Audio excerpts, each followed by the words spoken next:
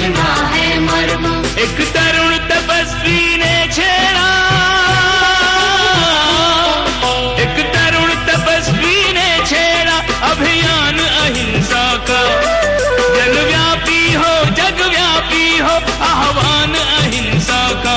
यही मुनिवर की कामना, यही गुरुवर की भावना। अहिंसा महाकुंभ से धर्म की हो प्रभावना। यही मुनिवर की कामना, यही गुरुवर की भावना। अहिंसा महाकुंभ से धर्म की हो प्रभावना। आपको क्रोध आ रहा है और आप खड़े हैं तो खड़े मत रहिए, बैठ जाइए।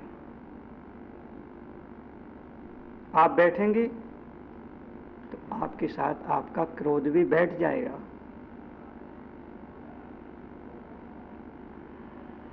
आपको क्रोध आ रहा है, आप खड़े हैं तो खड़े मत रहिए, आप बैठ जाइए। फिर भी क्रोध आ रहा है तो आप बैठे मत रहिए, लेट जाइए। फिर भी क्रोध आ रहा है तो आप लेटे मत रहिए, सो जाइए।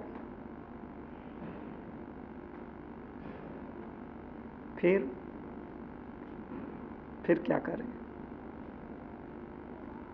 फिर भी क्रोध आ रहा है तो आप उठ जाइए। फिर भी क्रोध आ रहा है तो उठ करके बैठ जाइए। फिर भी क्रोध आ रहा है तो उठ करके खड़े हो जाइए। फिर भी क्रोध आ रहा है तो दरवाजे बंद करके दीवार की तरफ मुख करके खड़े होकर के दीवार को गाली देना प्रारंभ कर दीजिए। फिर भी क्रोध आ रहा है और किसी के गाल पर तमाचा मारने का दिल कर रहा है तो बजाय दूसरे के गाल में तमाचा मारने की बजाय अपने ही गाल में 2 4 6 तमाचा लगा दीजिए, जड़ दीजिए, मान लीजिए। फिर भी अगर क्रोध आ रहा है तो दूसरे का सिर फोड़ने का मन कर रहा है तो बजाय दूसरे का सिर फोड़ने की अपेक्षा आप अपना ही सिर किसी दीवार से दे मारिए, किसी दरवाजे से दे मारिए। अगर फिर भी क्रोध आ रहा है और किसी का गला दबाने का मन कर रहा है, गला घोंट देने का मन कर रहा है तो आप अपना ही गला दबा लीजिए, अपना ही गला घोंट लीजिए। और फिर भी अगर क्रोध आ रहा है और दिल करे तो फिर क्रोध कर लीजिए,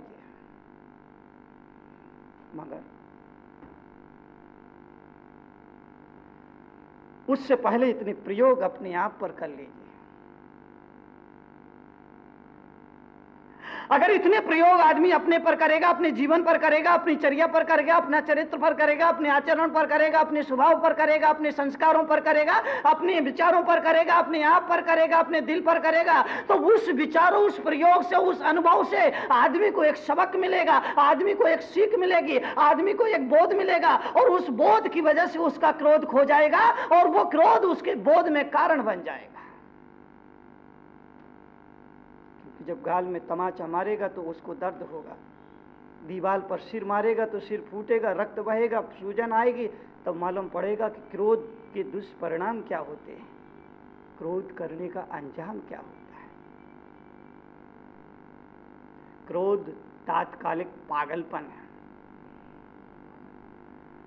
पागलपन में इसलिए कह रहा हूं कि जब क्रोध का भूत आदमी के सिर पर सवार होता है, तो आदमी भूल ही जाता है कि उसे क्या करना है और क्या नहीं करना है। आदमी भूल ही जाता है कि जो करने जा रहा है उसका परिणाम क्या होगा। आदमी ये भूल ही जाता है कि मैं जहर खा रहा हूं, इस जहर खाने से मेरी अपनी ही आत्महत्या हो जाएगी। आदमी भूल ही जाता है कि मैं अपने पैरों पर कुल्हाड़ी मार रहा हूं, कुठाराघात कर रहा हूं, मेरे ही पैर कटेंगे, मुझे ही चोट लगेगी। आदमी भूल ही जाता है कि मैं स्वयं अपने लिए गड्ढा तैयार कर रहा हूं। आदमी भूल ही जाता है कि मैं स्वयं अपनी मौत का इंतजाम कर रहा हूं। क्रोध का भूत जब सिर पर सवार होता है।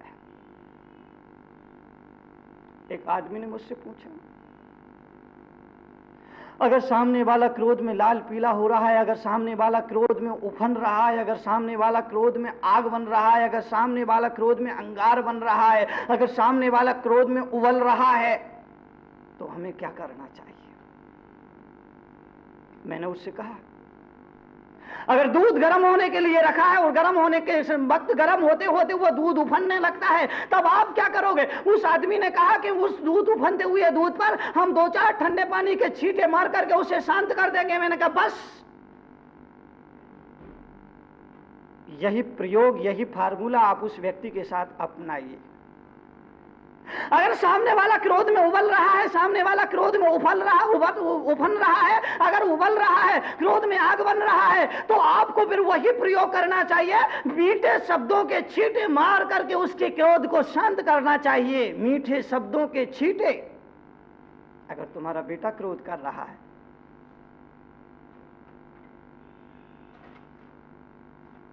तो बेटा क्रोध जब करे तो बेटे के पास जाओ और उसके सिर पर प्यार से प्रेम से हाथ फेर कर कहो कि तू तो मेरा राजा बेटा है ना, तू तो मेरा लाडला बेटा है, तू तो मेरा राजा बेटा है, तू तो बहुत होशियार है, तू तो बहुत चतुर है, तुझे तो अच्छा आदमी बनना है, तुझे तो अच्छा इंसान बनना है, और इंसान ही नहीं तुझे तो देवता बनना है, तुझे तो भगवान बनना है, और भगवान बनना है, देवता बनना है। तो बेटा फिर इतना गुस्सा करना तुझे अच्छा नहीं, शोभा नहीं देता है, जरा सी बात पर इतना गुस्सा करना ये तेरे लिए उचित नहीं है ना बेटा ना, तू तो मेरा लाडला बेटा है। ये मीठे शब्द के छींटे जब वो सुनेगा उसका क्रोध ठंडा हो जाएगा, उसका गुस्सा शांत हो जाएगा।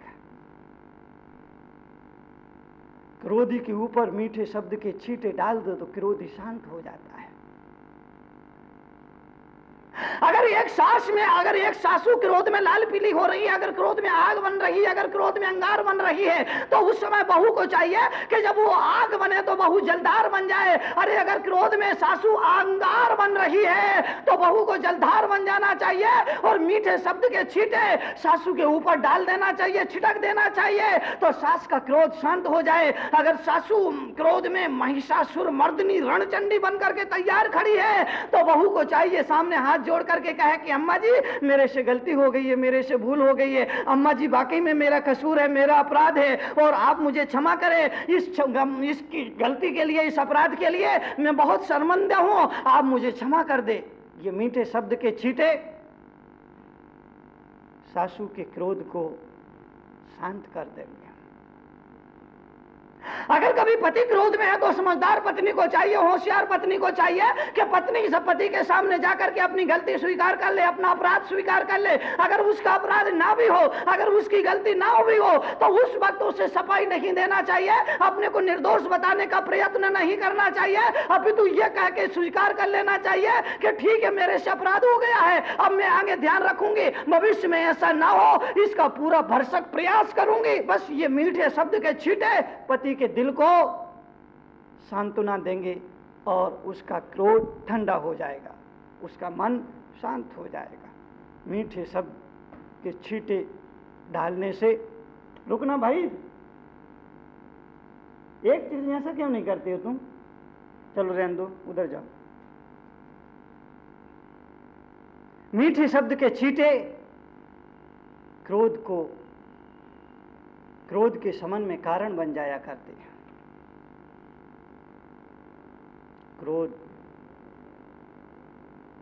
खतरनाक है।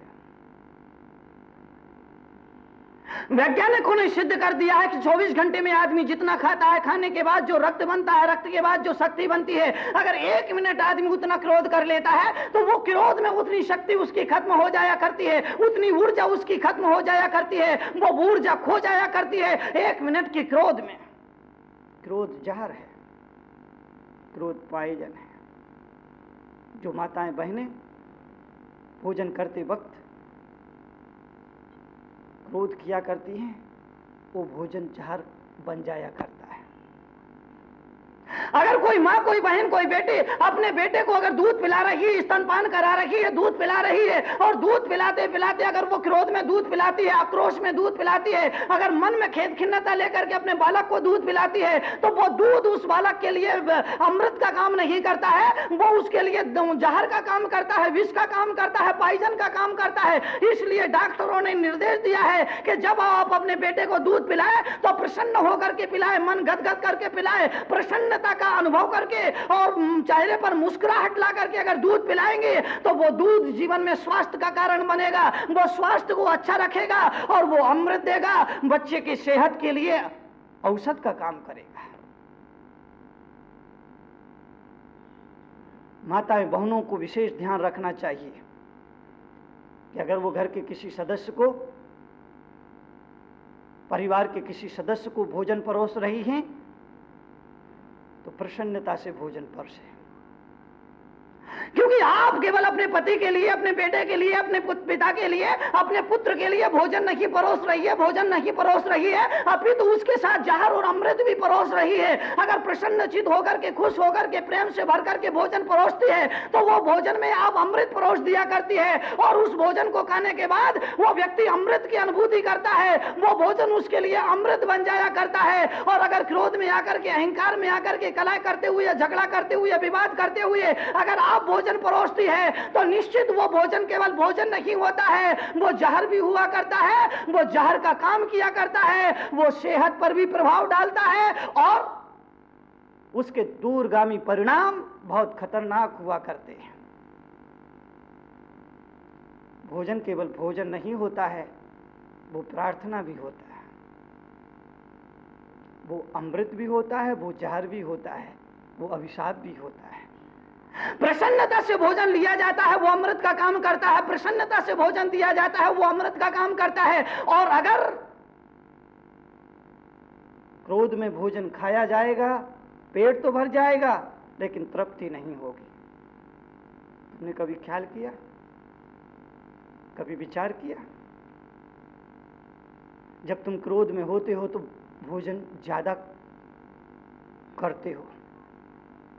क्रोध में अगर आदमी है, भोजन करने के लिए बैठेगा तो खाता जाएगा, खाता जाएगा, खाता जाएगा, ढेर सारा खाने के बाद भी उसका पेट नहीं भरेगा, उससे तृप्ति नहीं होगी। क्यों नहीं होगी? इसकी वजह केवल इतनी है कि क्रोध में जब होता है तो क्रोध अग्नि का काम किया करती है, और वो आग में जाकर के, अग्नि की भट्टी में पड़ करके वो भोजन तुरंत भस्म हो जाया करता है, तुरंत जल जाया करता है। इसलिए डॉक्टरों ने कहा है कि क्रोध में व्यक्ति आग बन जाया करता है, और आग में जो भी पड़ता है आग उसे जला दिया करती है।